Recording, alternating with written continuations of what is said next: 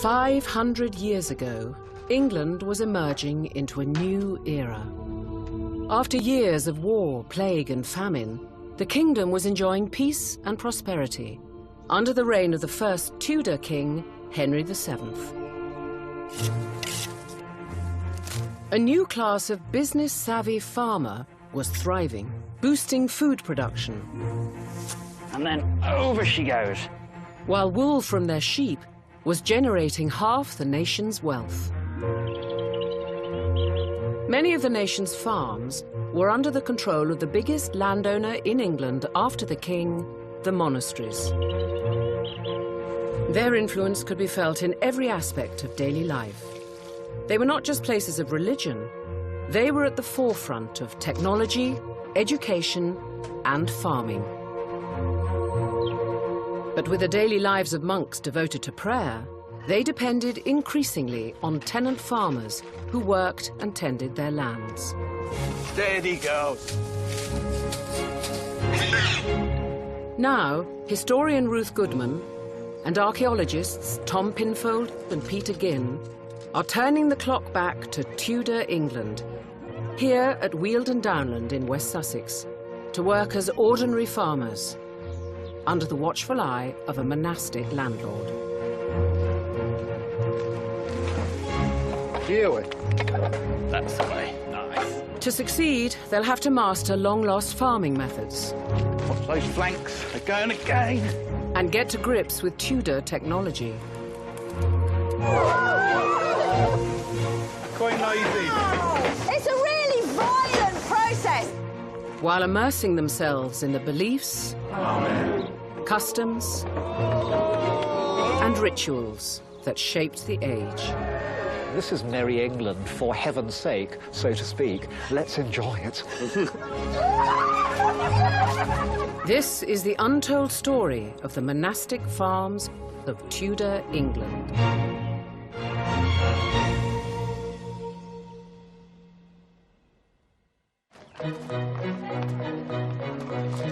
It's July. Ruth, Peter and Tom are more than halfway through their time on the farm. The pea crop has flowered, and very soon it should be producing a harvest. I am flabbergasted with just how many peas are on each plant. It's staggering, isn't it? The barley cereal crop is also thriving, as are the sheep and the pigs. Are you all right? But farming was not the only way monastic land was exploited to make money. The monasteries encouraged other enterprises and would send representatives to meet with tenants who wanted to expand into new areas. Professor James Clark, an expert in medieval history, has come to meet Tom and Peter to explain the abundant opportunities on the land. Of course, it's important to remember that the monastery's economic interests are not just confined to farming. The monastery owns a huge diversity of landscape, and it's especially interested in the natural resources that landscape contains. And perhaps the preeminent interest in this period in that regard is lead mining. Would farmers like us be involved in these commercial processes then? We know that just prior to the dissolution, a number of tenants are beginning to branch off into those areas. They can't rely for a secure income on the produce of farming alone.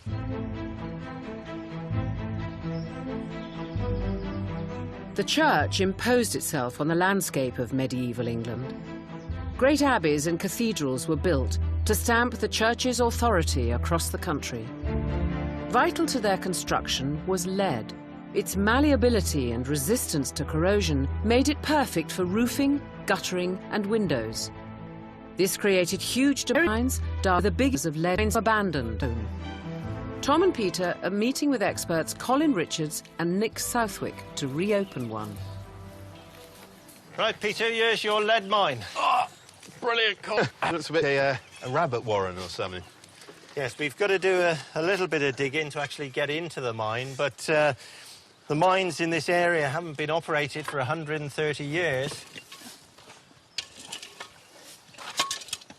Would farmers be doing this sort of thing? Oh, yes, because in any age, if you could sort of gain extra money, you could improve your life. You could get a better horse, better clothes, better wine. So it could make all the difference between a subsistence existence and one where you could have a few luxuries. I suppose it was a metal very much in demand, especially with the monasteries and what they were using it for.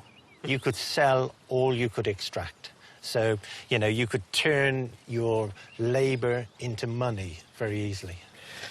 Farmers who turned their hand to mining in the summer months could earn up to £4 in extra income, the equivalent of buying 80 extra sheep for the farm.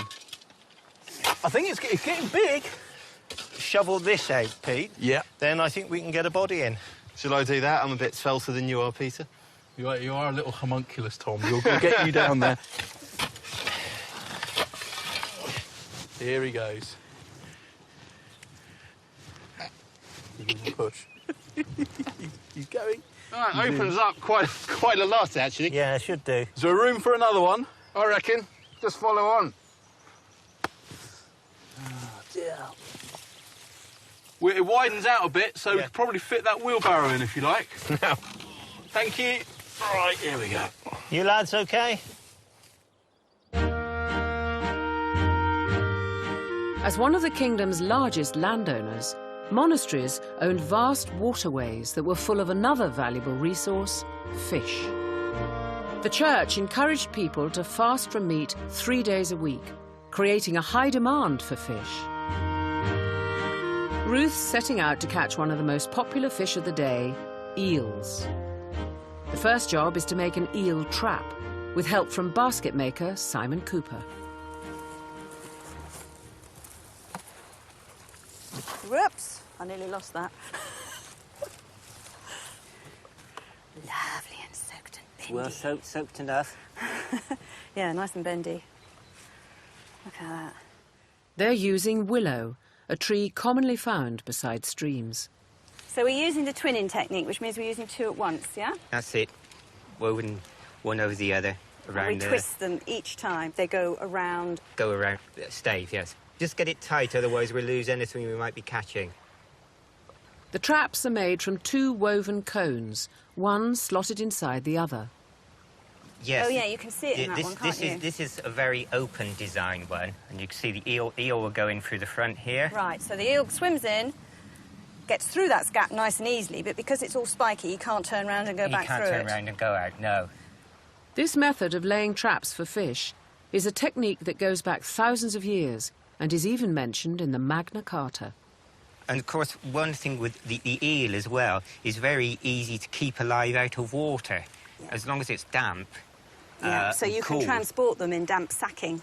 Sacking from one or area straw, to yes, another. yes. You didn't really need refrigeration because they almost breathe, can almost breathe through their skin. This then is going to be dropped into here. Yeah. And then we need to Try and weave the whole lot together. Weave the whole lot together. Yeah, I see what you mean about needing to be really firm. Yes, we hope our basket work isn't too open, so the eel will find a way out, because they're very, very good at finding little holes.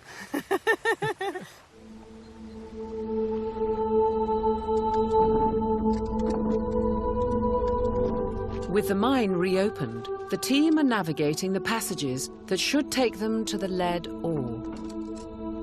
Monasteries granted leases to those who wanted to mine for lead on their land.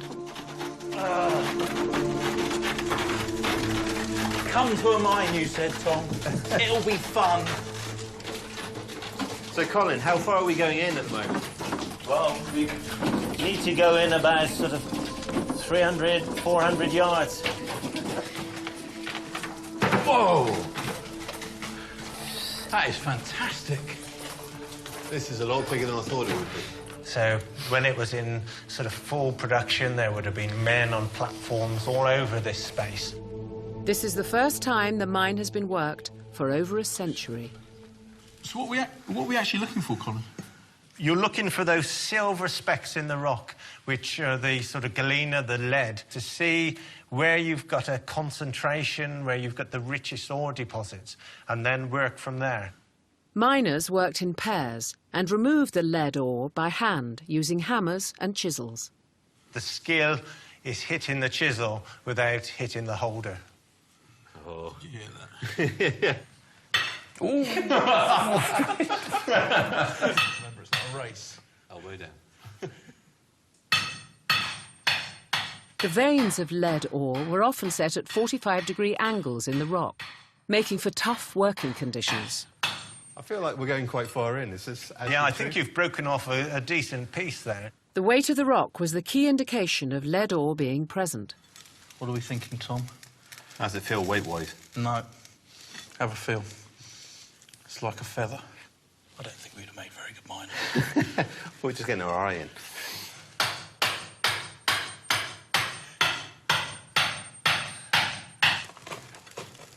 Oh, look at that.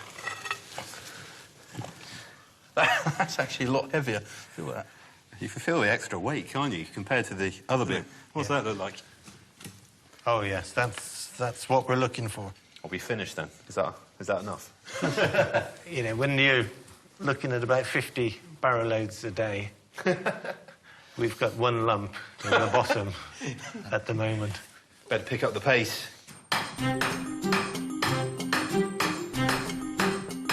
Let's give that a go. Oh, now that's what I'm talking about, Tom. Look at that. That is a piece of lead ore. Soft lead. Whole families often worked in the mines. Every day they faced dangers from flooding and long-term inhalation of poisonous lead dust. Every little bit counted, so, you know, the small children would be down here, sort of, as bits were flying off, putting them in the barrows and taking them to the surface. There was, you know, nothing wasted. Lift with your legs. Straight back. Was that the creak in the barrow or you? It's amazing how much they must have had to have shifted, Colin. This is hard work. That's why I'm doing it, not Tom.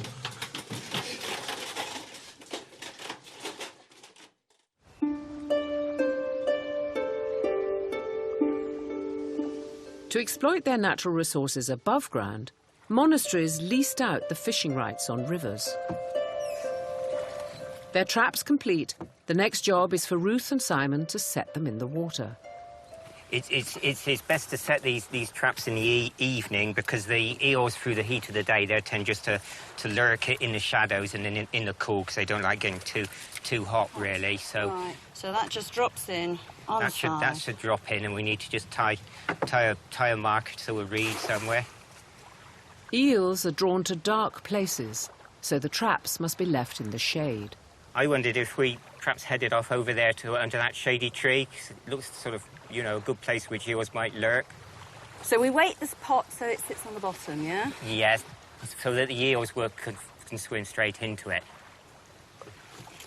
That's it, parallel to the bank, that's lovely. The ends of the traps are filled with dead fish, an eel's favourite food. Nice stinky fish. Stinkier the better, so they can smell it.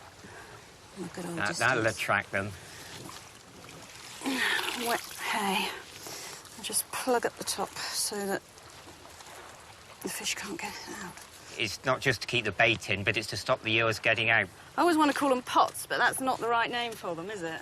Down here we tend to call them putchins, but I know all around the country there's grigs, wheels. It's almost an indicator, really, of a truly ancient craft, isn't it, when the tools have all these regional names? Of course, they all had different shapes as well, depending on the maker, really. Down you It's go. in the sink. Is this branch going to hold it? I think so. The lead ore has been brought to the surface of the mine. Now it must be smelted to extract the metal from the rock.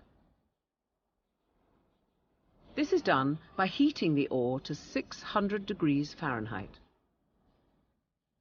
To achieve these temperatures, the Tudor smelter would make use of their natural environment.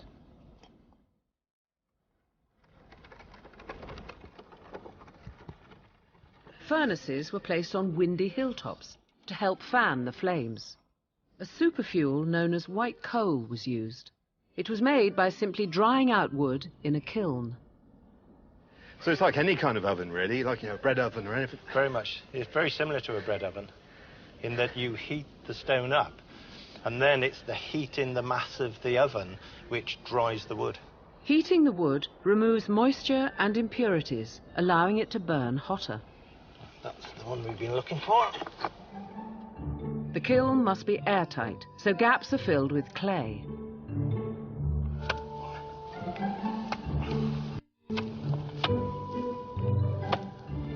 So I'll put a little fire in here, and then if it's completely sealed, the only smoke will be coming out the entrance.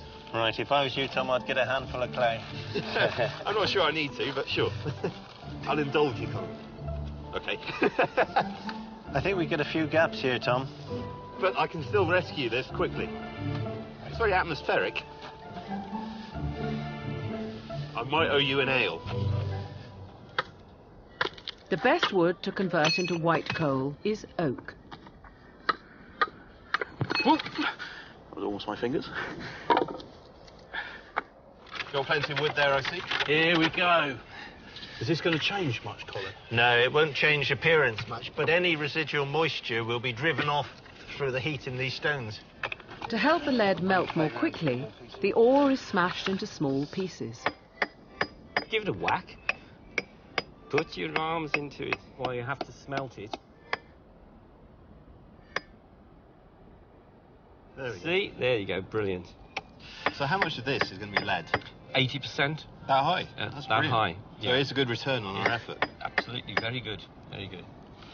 The wood, having dried for 4 hours in the kiln, is now white coal. Is it hot? I'm not going to lie to you, it looks pretty similar. Well, it's incredibly dry. The next job is to build a furnace to smelt the lead ore. At the base, Colin is making a hearth where the lead will collect. So we just need to spread it so that it goes up the slope a little bit more. So this clay lining is going to firm up during the firing process, and it will actually be our bowl of lead at the end of the smelting. On top of the hearth, a fire is built by stacking layers of timber. And we'll lay these as close together as we can. Right. The furnace is finished with layers of hot-burning white coal, onto which the lead ore is placed. It's all our Freshly crushed ore, yeah. OK. It's pretty heavy. Excellent. Well done, lads. Gosh, there's some weight in that. Should we just leave it in the sack? Yeah, look at that glinting in the sunlight. We'll fold this over and we put the white coal over the top. And that heat wrapped round our ore is going to be the final sort of almost turbo boost to smelt it and melt it and be the conclusion of this big inferno.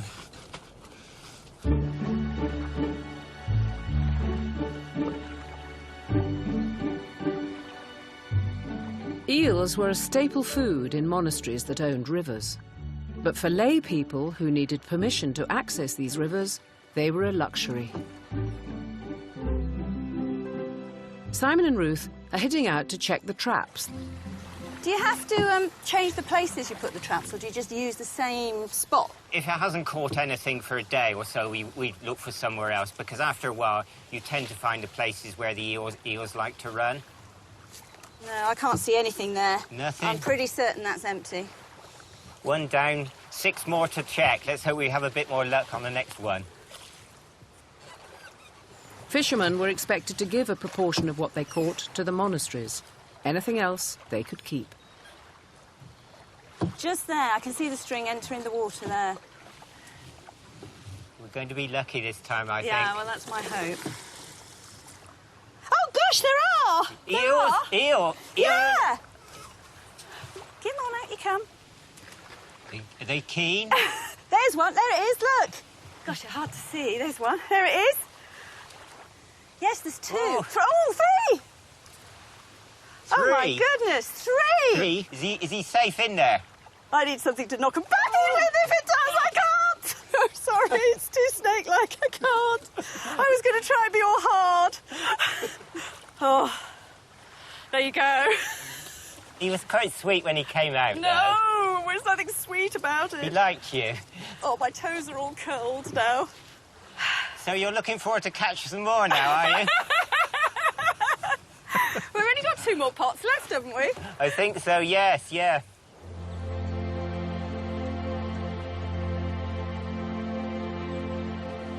Tudor farmers relied on the landscape to provide them with their tools.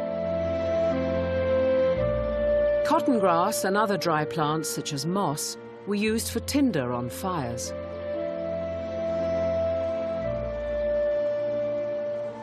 As night falls, the natural tinder is put to the test on the smelting furnace.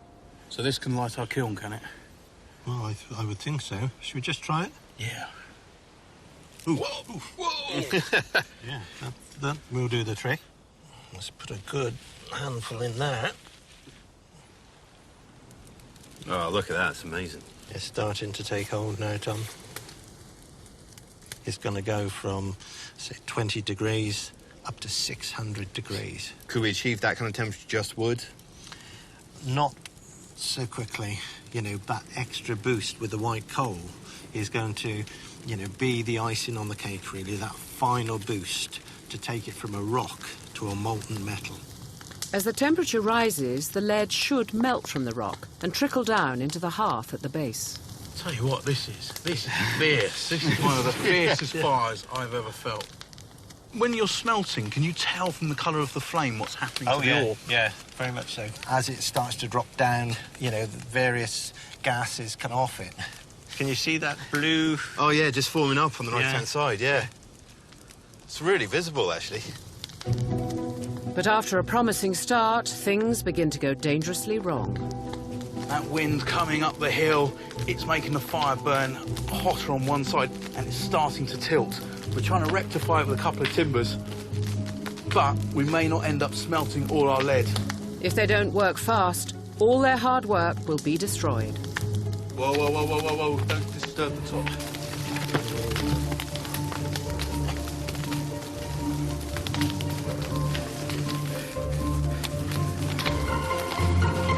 Nice one. The fire has been rescued. For now.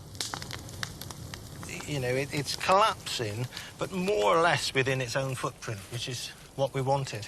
It's definitely reducing as well, isn't it? As they reduce in size, there's greater opportunity for the lead to actually go through the gaps into our bowl that we created. At the moment, you know, I'm quite happy the way it's going.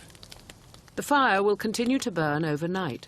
Only in the morning will they find out if it has worked.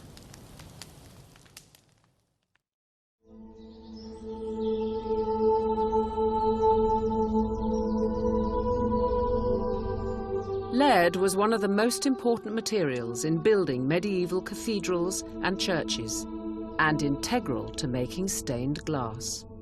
Christians saw light as symbolic of God's power and aimed to build churches that would be open to as much light as possible. Ruth's come to Lincoln Cathedral to meet glazier Richard Still, who's making stained glass. Let's play about with this piece. Right. The first thing that they did was score the glass with a flint. So we've got a bit of wood, we've rubbed it with powdered chalk, and the design's drawn out with just some charcoal. So you can just trace through, because glass being so helpfully see-through. Very crude and hard to control. And then some little sort of moon-shaped cross-hatching, just to encourage the glass to break where we would like it to break. OK. So lots of little nibbly... sort of... And actually, when glaziers' workshops have been excavated, they've found fragments of glass with these little crosshatch marks on. Have they? So we can be quite sure that this really is the technique that was used. Yeah, it really happened. OK. The next technique is even cruder, and it is simply breaking the glass. And it's a case of using this tool. This is a grozing iron. Grozing meaning to crush. And that's really all we're doing, is crushing the edge of the glass. So we're sort of nibbling away at it? Nibbling away. And that way up. That's so right. More Fingers close. Finger is in close to the edge that we've marked, and just nibble. Glass was expensive in Tudor England because producing it was so slow and labour-intensive. I'm doing very tiny nibbles because I'm scared stiff. You're right to be scared. You can't really put it back once you've taken it away, can you? You can't. It's a once and forever process. It's so unpredictable, so hard to control. A lot of glass must have been broken where you didn't want it to be broken. I can imagine many an apprentice is getting a severely clipped ear. Yes. For breaking an important piece. Yeah, and it always breaks just right at the last minute when you think everything's almost perfect. That's looking pretty good, isn't it? It was slow, but it is... But it is a slow process. I'm pretty impressed.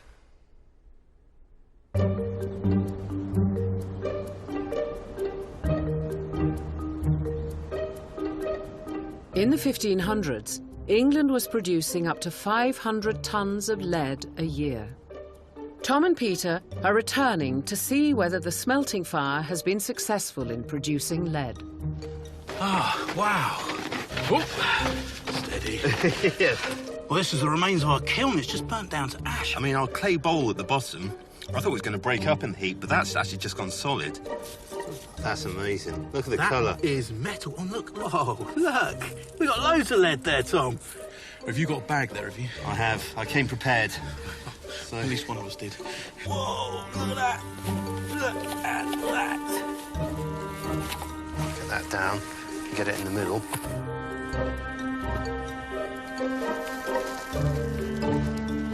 The lead must now be refined. Colin has made a refining kiln in the woods. This process requires a much more controlled temperature than smelting, so it must be sheltered from drafts. OK, just tip it in? Yeah. Well, these are called black working hearths or black working ovens because the lead that you brought has got a bit of ash mixed in and there's a sort of dark tinge to it. You know, the first burn is taking it from the rock. Here we're getting rid of the impurities. The main impurity that's removed is sulphur, driven off as hazardous fumes. OK, Colin. Moment of truth, eh? Right. It's like Christmas as I unwrap it here. OK, here we go. Nice. While the lead is being refined, the team make moulds for ingots using wet sand. So I'll be gentle, yeah? Yeah.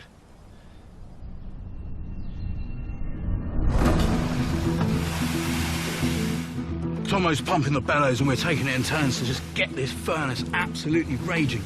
And the lead, it's coming out the bottom. You can just see it. It's trickling out like a silver stream, and he's collecting it in an iron crucible. And he's just about to pour it into the moulds. So you don't want it spilling all over the place because it burns and it sticks as well. So not wishing to put any pressure, but you're in the hot seat. Right. OK, there's a fair old weight in this. In there. Yeah. OK. Oh! Yeah. Fast and loose with our lead. Put the rest in there? Yep. The quality appears so much better. It looks cleaner, looks more polished even than it did before it was refined. I know, in my mind, lead is not silver. Lead is a kind of dull colour, but I suppose that's oxidisation with the air, isn't it? It is. And looking at this, though, it's shiny and it's bright, and it looks like it is worth money. The ingots will weigh just over 2 pounds and will go towards making a fother, the unit for just over a ton of lead. It was worth up to 8 pounds. Right, I suppose take our ingots out. Oh, they might actually be cold. Yeah, it's kind of warm. They're warm, but... We've got that kind of rough sand indentation on the sides. This is one of the characteristics of sand-casted metal. You get that sort of indentation of the sand, which gives it a slightly rougher surface, and it's one of the means of identifying, you know, sort of medieval leadwork, really. That has come from that. I know. That was hard work. These were tricky, but ultimately a success. I think we need to get this to the monastery.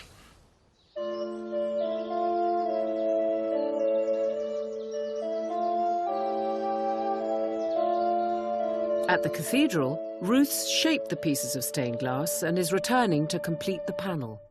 Some of the largest and most elaborate windows were commissioned during the medieval period, all held together with lead. A survey at the time estimated that monasteries held some 20,000 fathers of lead. In the 1530s, Henry VIII targeted this valuable material during the dissolution of the monasteries. It was ripped out, melted, and sold. So here's the panel that we're working on. We've got our horseshoe nails around. You've cut this piece, this last piece, to go in beautifully, I have to say. So what you're going to do is take a piece of lead, and this is the scaffolding that holds the window together. Strips of lead made from ingots were then melted and poured over reeds. This is called So lead came, C-A-M-E. I know this sounds odd, but it's like modelling in marzipan. Yes. It's sort of got that same... When marzipan's cold, it sort of seems to behave in much the same way. There's a resistance. There's the resistance, but not give. that much. Yeah. So presumably I need to get an angle on that corner you need first. to take an angle of 45 degrees. Just there. Yeah.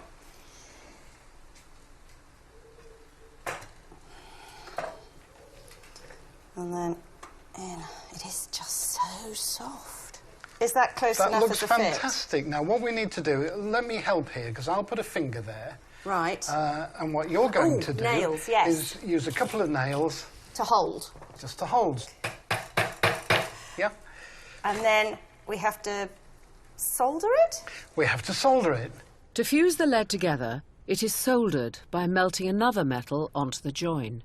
Animal fat, known as tallow, is applied to the joints first. Yep, perfect. Gosh, it's not much, is it? It's not much. It's just enough for the tallow to melt and form a layer between the air and the lead. Okie doke. You'll probably so find a little bit of warming. Yeah. Then touch and let it melt through. Ooh, that's it. That melted through fairly quickly. That's Hold nice. And come straight up. Straight up. That's beautiful. Okay. Fantastic. And back in the fire. Oh, that's made quite a nice little round bead, hasn't it? Yes. So what you've got to remember is that this joint is an integral part of the structure of the window. If this comes apart in 5 years, or 10 years, or 50 years, or 100 years, the window falls apart. Well, you can hold together. Yeah, and there we go. What do you think? Rather dead and plain, but as soon... Perfections are a part of, and that's the beauty of the material. Turning to the farm. That lead mining's knackered me. I'm a broken man. Stop to spend the evening at an inn, saw it as their Christian duty to provide hospitality to travellers. Monasteries with land on major pilgrimage and trade routes also seized this as a business opportunity, building inns which could be leased out. I'm going to have to come on. We'll be back in a bit. The old, banqueting, spend themselves in vain babbling. Woe unto them, for they have gone in the... That really lent themselves to public speaking, a friar is doing, and to entertainments too. And this shape forms a sort of natural auditorium and informs the architecture of theatres for generations to come. Drowned in the delights of this world, patronise those who cater for their pleasure. A wide range of social functions would take place at the inn. From religious to commercial, it was a microcosm of Tudor life. Cheers. Cheers, Ruth. Cheers. Well, it's good to be in a pub. It's such a familiar sort of thing to be doing too, isn't it? It's like going to a hotel and a pub all sort of rolled into one. I mean, if you could hire a room at a place like this for your private party, you could have your wedding reception here, you know, or a christening party, business meetings. Loads of people came to inns for business meetings, which really makes sense, doesn't it? You know? Well, I guess they're on the same routes as trade routes, Exactly. roads. They're on all the major roads, and they're in the Constant. hearts of major towns and market centres where people are coming together anyway. So, of course, you have your business meeting at these sorts of places. It's a conference centre. Inns were also places to have fun, and drinking games were popular, such as the Puzzle Cup. Can you drink out of that without spilling it? He looks like men's work.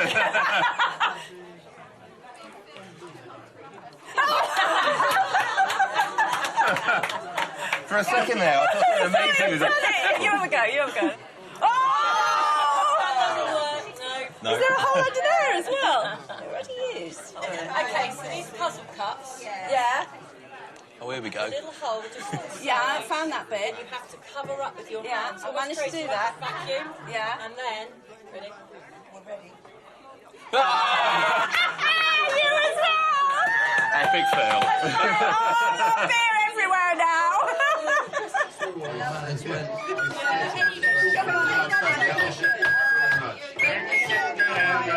Bring us in good ale, for the blessed lady's sake. Bring us in good ale, bring us in good ale, bring us in good ale. Push you off the table.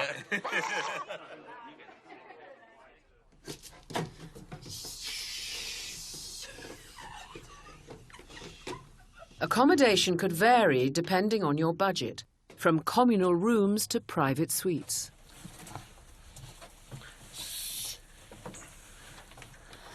Well, this is nice. Oh, no. I'm having a little bit. One's big and one's little. Most in-rooms were crowded places. If you were a single chap travelling, you would expect to share the bed with somebody else, who might be a complete stranger. If only I had that luxury. They're not exactly bouncy, are they, these beds? They're all right, though. So what kind of quality are we dealing with? This is pretty good for an inn, this is. How many stars are we looking at here? 4. 4. I can see him through the roof. No, go on. Move over. Move over. Very Morecambe and Wise. Make a wish, Tomo. It's your lucky night. Peter, get your knee out of my back. Shut up over there!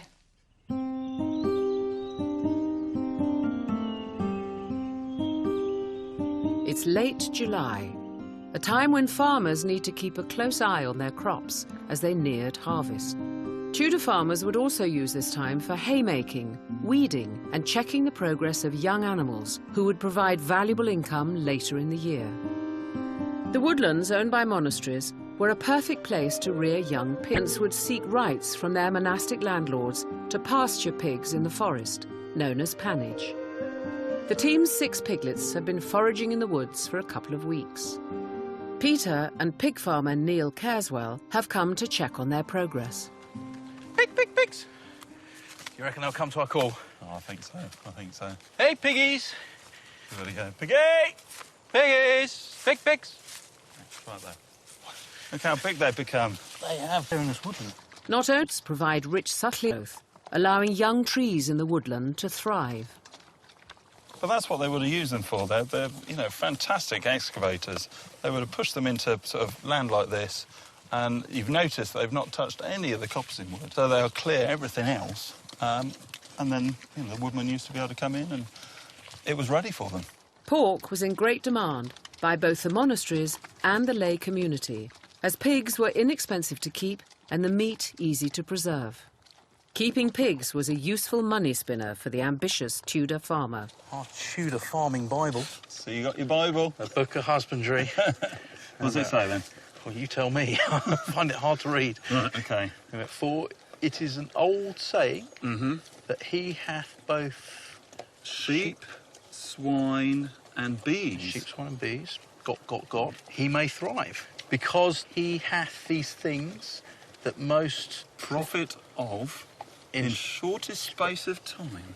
This is basically saying we'll get the most amount of profit out of these guys for the least amount of investment. By scavenging like this, a piglet could grow quickly, allowing the farmer to slaughter them young.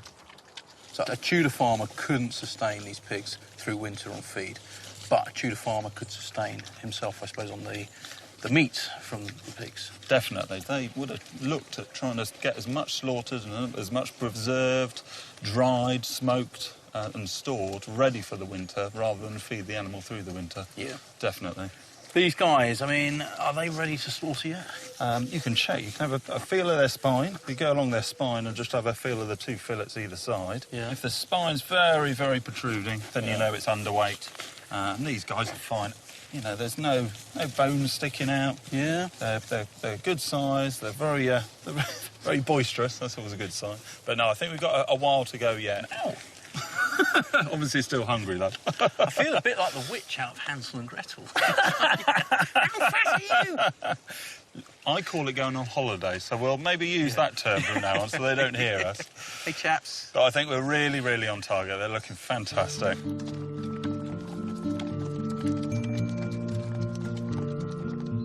The farmhouse was not just where the farmer, his family and staff lived. It was also a business centre where deals were made and meetings were held. So Ruth's considering some home improvements. Appearances were important, and aspirational farmers would want to emulate the tastes of wealthy Tudors through their decorations. At the top end of society, people really enjoyed bold, strong colour and pattern, and they covered their walls in fabrics, in paintings. The most expensive thing that you could have in your palace, in your castle, in your abbot's lodging was a tapestry. So, as somebody of more modest means, imitating tapestry was a really socially, upwardly mobile sort of thing to do. So many people went to the painters or stainers in order to achieve it. And a stainer is somebody who paints on cloth. To produce a wall hanging for the farmhouse, Ruth's visiting artist Mark Goodman in his workshop.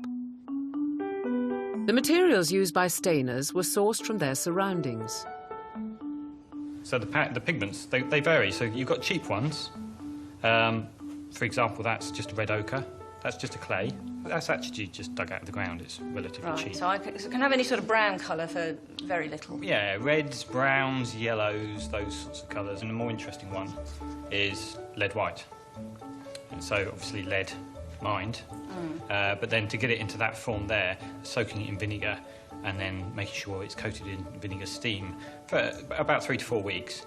And then you get those little white crystals on the top. Pigments were mixed with glue made from boiled animal fat, known as size or distemper. Once the paint has been made, it needs to be kept warm to prevent the glue from solidifying. Seems really weird, doesn't it, having to keep your paint hot? Yes. And you notice when it's not, because it just doesn't doesn't flow, does it? You are just sort of more or less putting one layer on and staining the canvas. You're not sort of building up layers like an oil painter would do. So these can be just churned out. These can be created very quickly. Scenes from mythology and folklore were popular on wall hangings. Ruth's helping Mark produce a stain of George and the Dragon.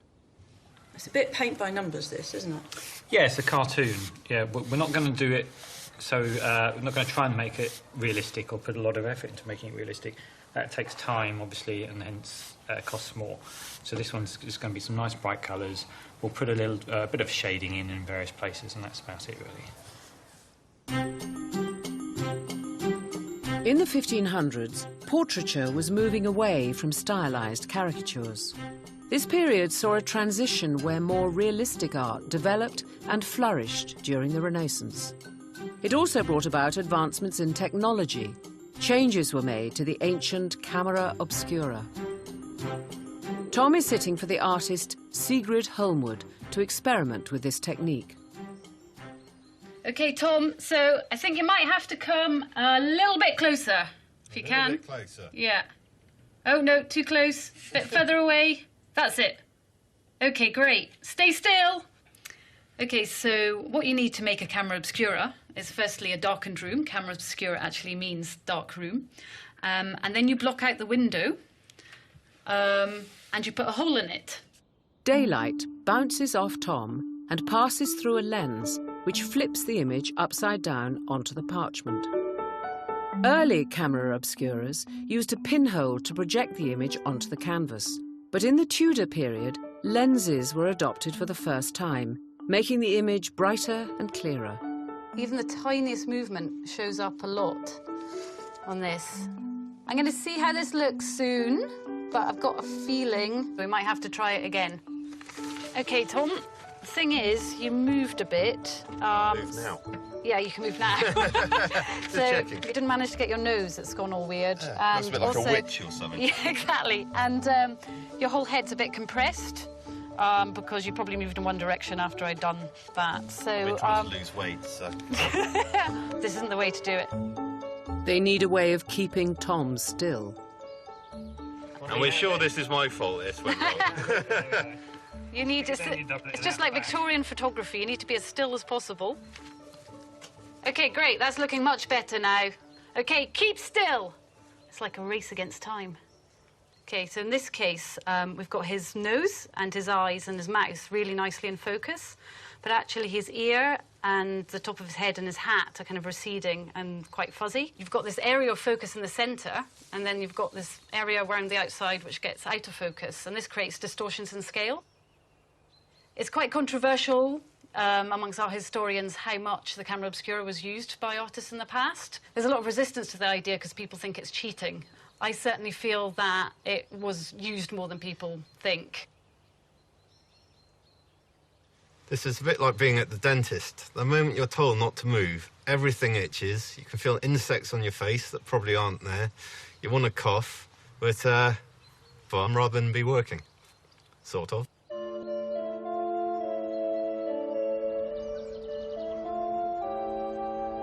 In the last few weeks, the farm's kitchen garden stint. But unlike modern gardens, the Tudor... Now, this little patch here is actually my crop. It may look like a weed patch, but it isn't. This is cleavers, and I'm deliberately growing it. I know for many people who spend half their lives trying to take it out of their garden, this may seem madness, but this is my cleavers crop. And it's useful because, well, you can eat it. Again, it's not delicious, but it's all right. But it's also really useful as a filter or sieve. If you lay the stems one way and then you lay them the other, you get a really useful filter, which you can use in the dairy, you can use in your brewing, use in your kitchen. Ruth is also letting the weeds... Think about this lovely set of beans. If only harvested, and I'd done a really good job of the weeding, I'd end up with some empty, dead ground. But I need to eat meal patch every single day of the year. ...to the Tudor farm, when the main food crops aren't yet ready to be harvested. The fat hen. This one's not just put-upable with. This one's actually quite nice. I quite like fat hen. There's also land cresses in amongst all here. Quite a lot of land cress, actually. And the point is that early on in the process, I allow the weeds a little bit of leeway. And only when I know I've got an established crop will I start taking them out. The land cress and fat hen Ruth's picking will become a Tudor salad.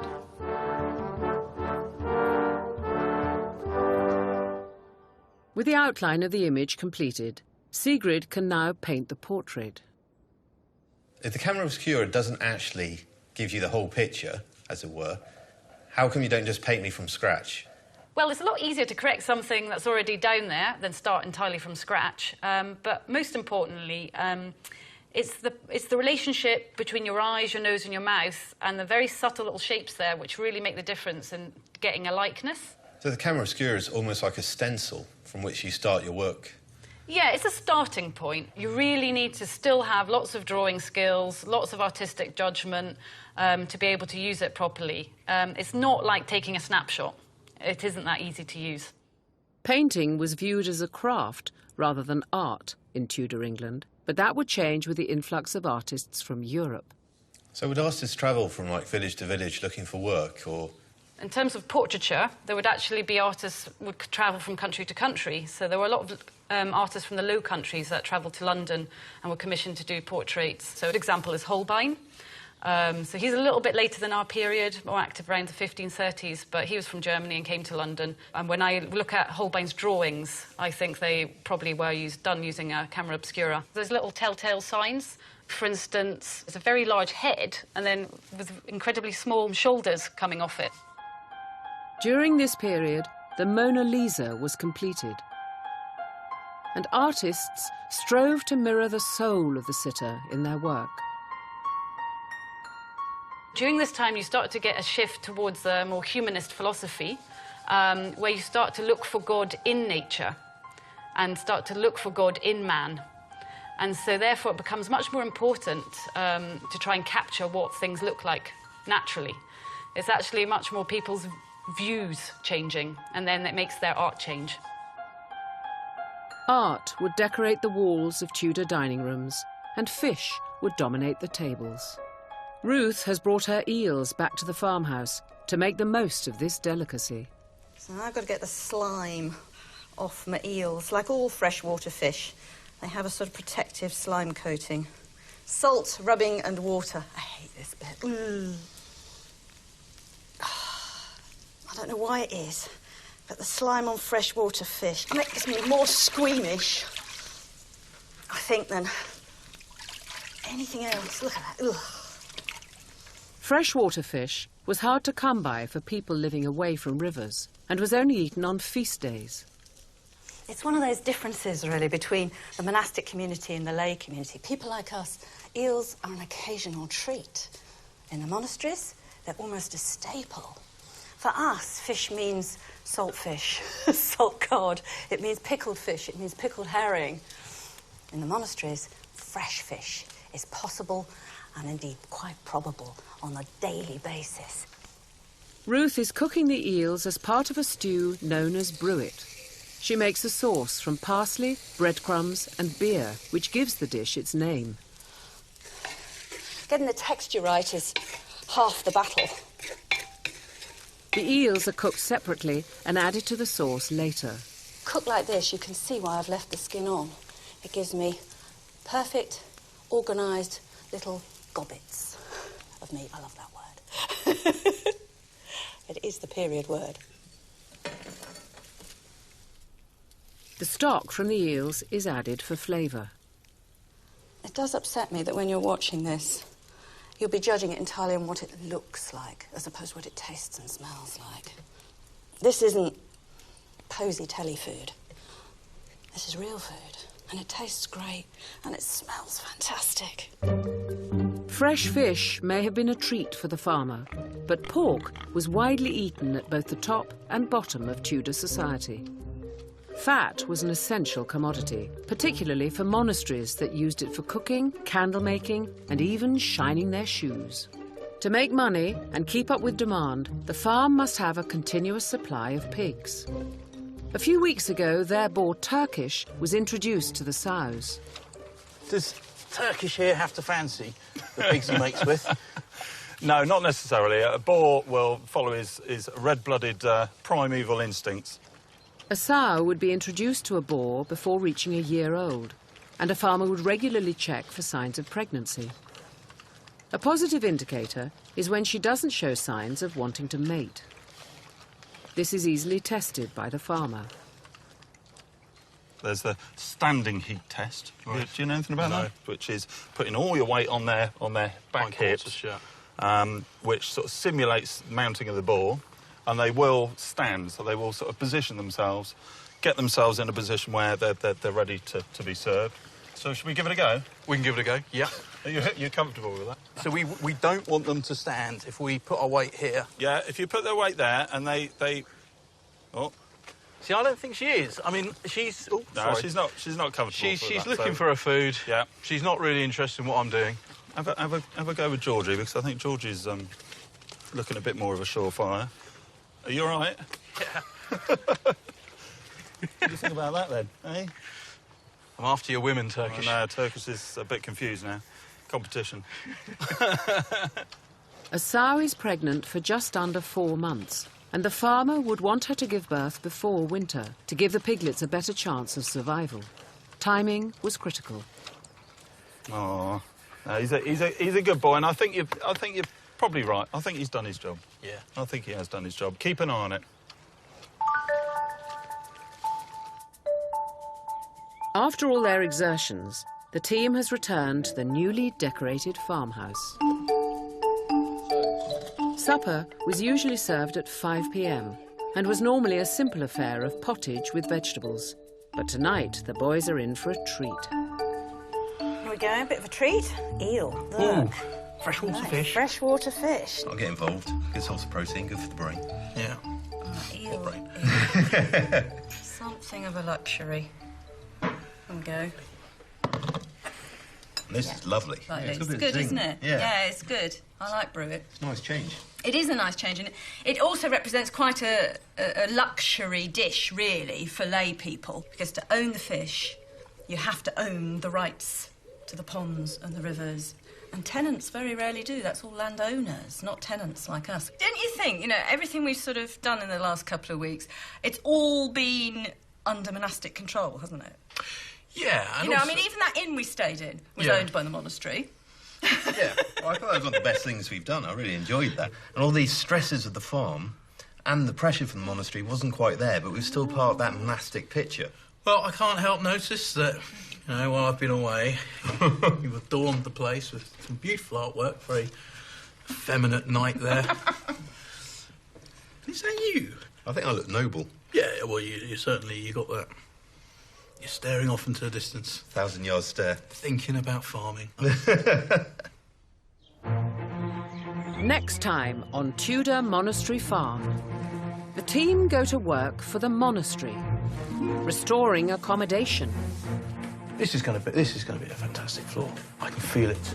washing their linens, It's the bashing that does it.